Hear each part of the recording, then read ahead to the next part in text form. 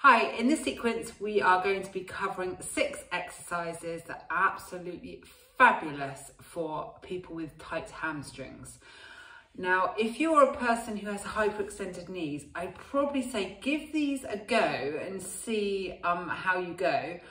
But the majority of people that this is aimed for is the people who have knee flexion. So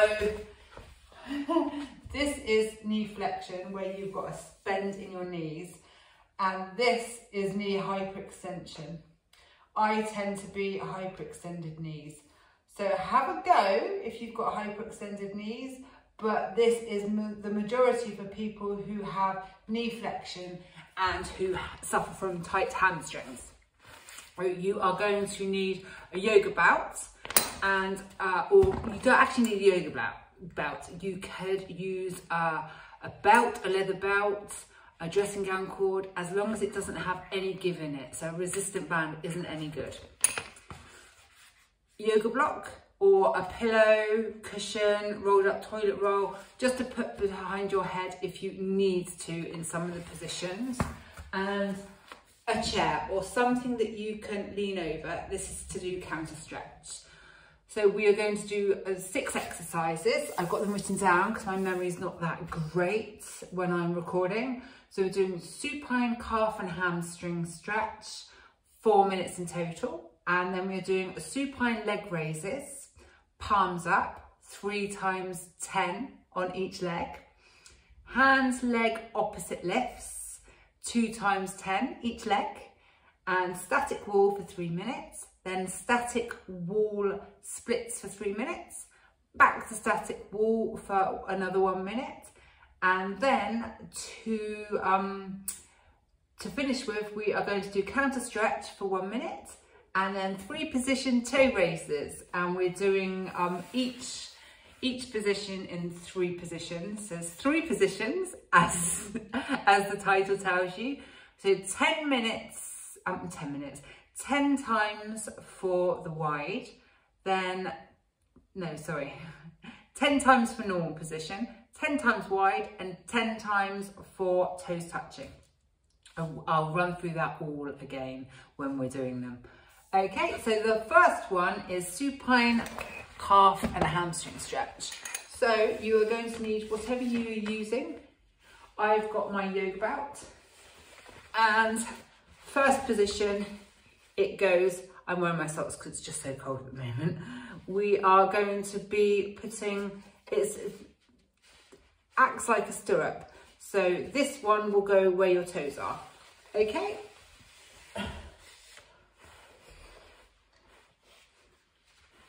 Squidge in so that you can see me on the camera. So this is the supine, arms out, palms up like that, okay? And what we're going to do is, we're going to, you might need to fiddle around where it is comfortable for you. Okay. Start with one leg extended like that. Dorsiflex your ankle, so that is pulling back towards the shin from the ankle, toes will follow.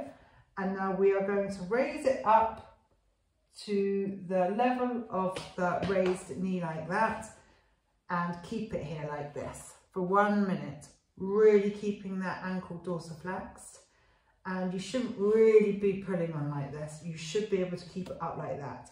Now, because my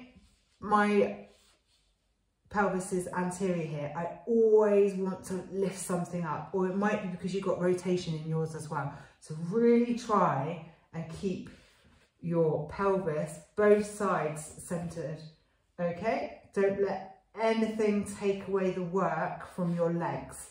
So you really want to make sure that your pelvis is nice and stable on the floor, both sides, and you're not raising above the knee like that of the raised leg. So this knee shouldn't be like this.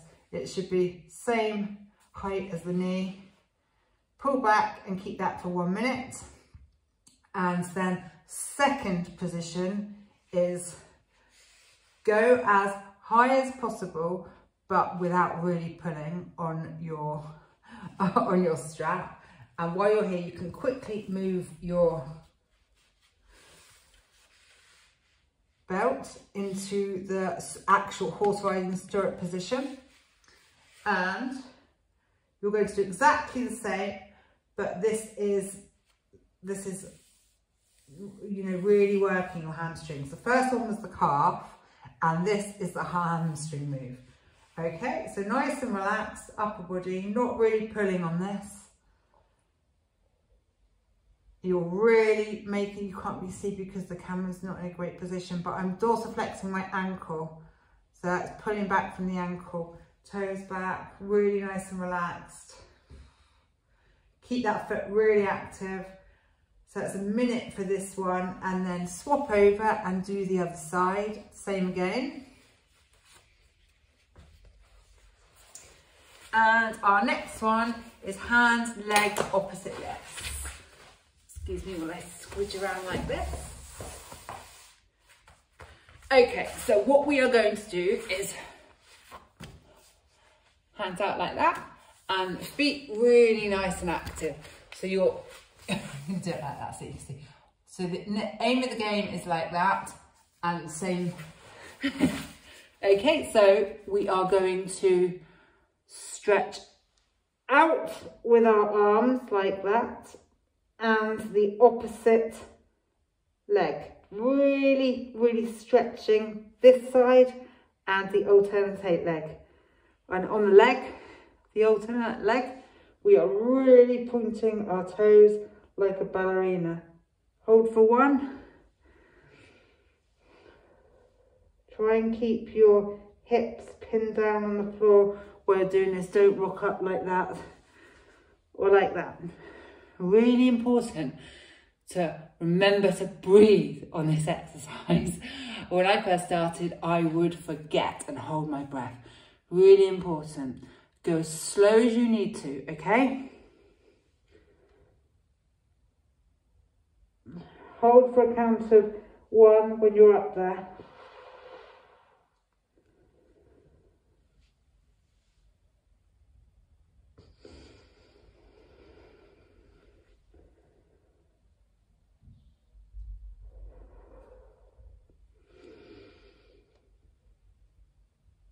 Really stretch out. You're doing this really nice stretching movement like that. I'll show you from the side so you've got it.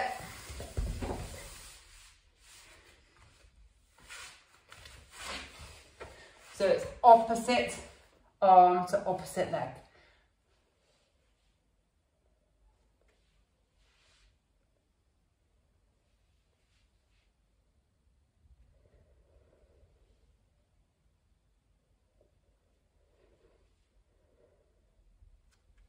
That was speeded up motion so you could see. Just remember to really point your toes, stretch out with the other arm, really nice and stretched, keeping both your hips pinned down, remembering to breathe, and when you're up there, hold for a count of one. So we do those for 10 each leg. So 10 each leg and a hand. Okay, so now we are going to do static wall, which is for 3 minutes.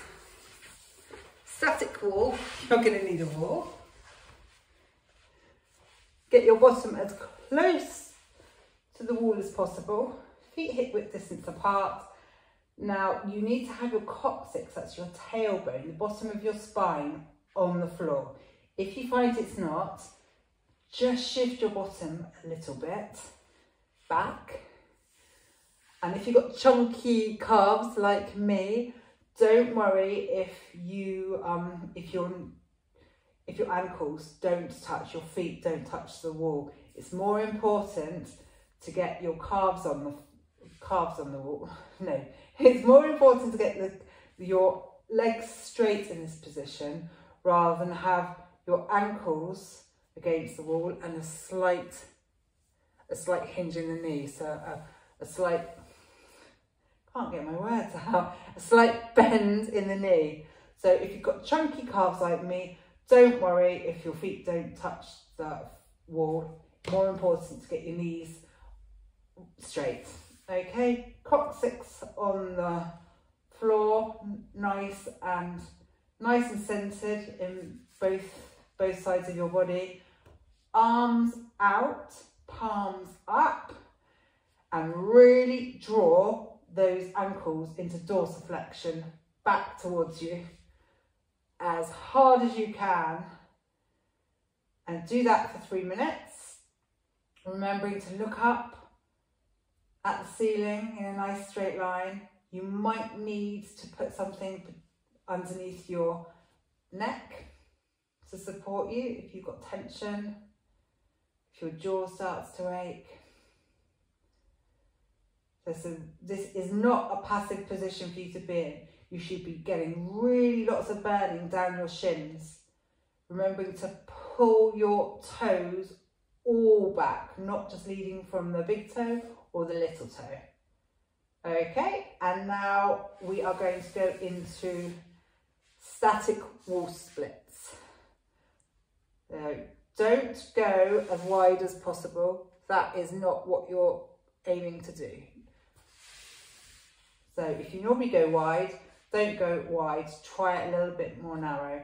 Same as with static wall, you are pulling those ankles back into dorsiflexion.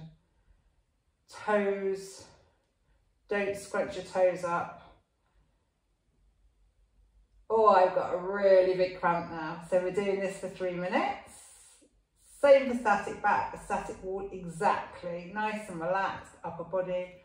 Palms facing up, looking up to the ceiling.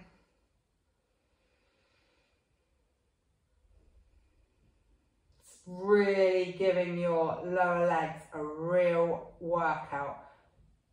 You don't normally use these muscles in every day. Well, you do, but you don't know you're using them. So it's really good to work them.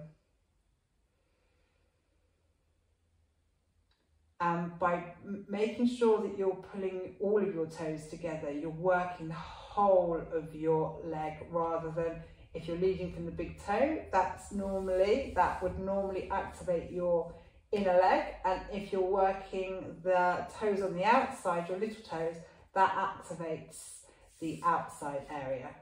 Okay, and then when you've done that for 3 minutes, go back to static wall position for another minute. Making sure your dorsiflex at the ankle and your knees aren't in flexion. You want really straight knees. Oh, I'm really feeling the burn now. Okay, so when you've completed that for a minute, we are going to do the counter stretch for 1 minute. This is where you'll need your chair.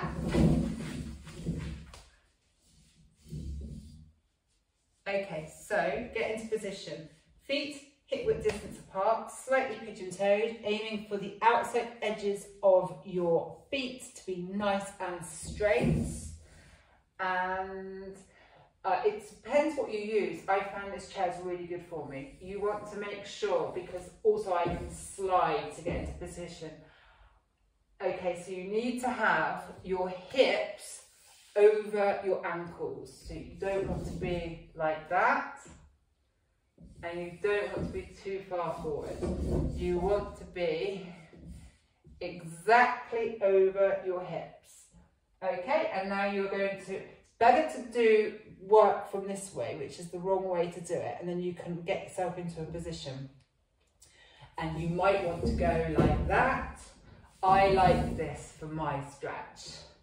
Okay, so we're going to get in a position that is rubbish, that you shouldn't dip in like that. So we're going to work from that.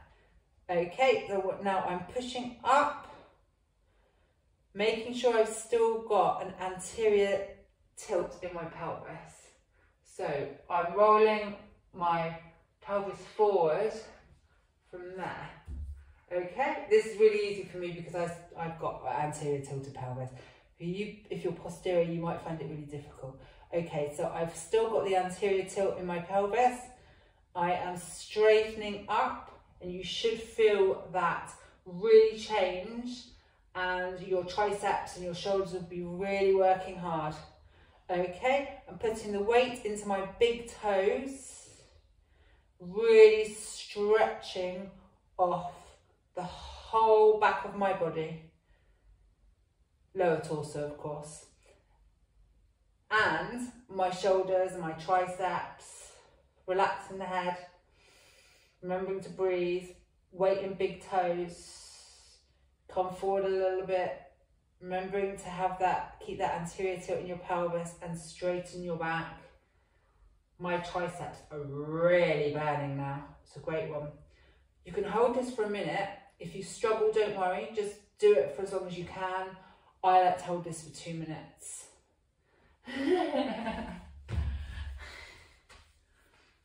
And now we are doing 3 position toe raises. I am going to...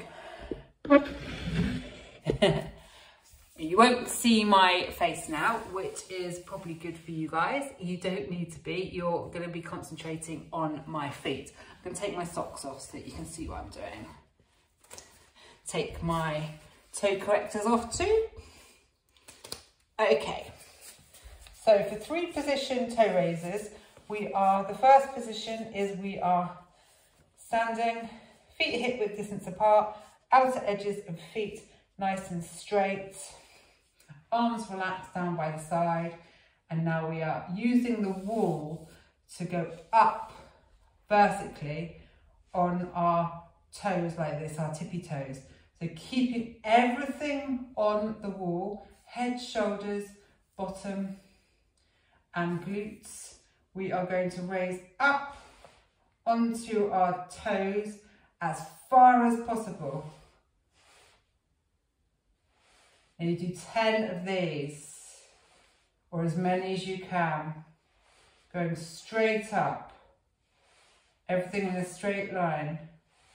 So do 10 of those. I've lost count. I think I must be at 7, 8, 9, 10. Go as slow as you need to. Okay, now we go wide, which is like that. This might, so you do not change where your heels are, you are just shifting your feet wide like that. Exactly the same as the other cues, making sure that you're nicely centered, you're not tilting to the right or the left. And here we go, 10, 1.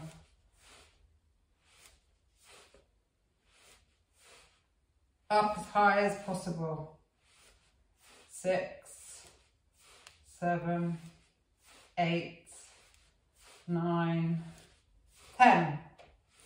And now for the last position, keeping your heels in the same position. So the heels don't move, you're just moving them in so that the toes are nearly touching. 10 more of these.